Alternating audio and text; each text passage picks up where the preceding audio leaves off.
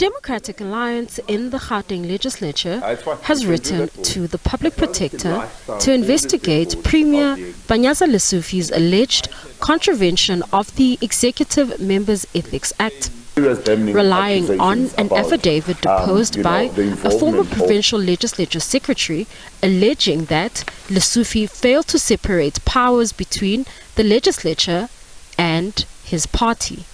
If this is a witch hunt, they would have given us all the reports, then we would have been able to then move on from there. Now, this, as I said, is a high court document now. It's a high court document. It's not something that the DA sat in a corner and concocted and say, this is what we're going to use now to go after Panyaza Lesufi. No. The reason why we're not going against Nahawu is that Nahawu never called Peter Skhosana into a meeting in Boksburg. The DA has remained mum on how it attained the affidavit. Nevertheless, passages of the affidavit at the center of a contractual dispute were cited during the briefing. We still don't have these staff being disciplined for more than 2 million rand of fraud, alleged fraud for S&T allowances. And the other figure you need to keep in mind is that Peter Skhosana emerges, he tried to do his job. He was punished for it, and they were forcing him out.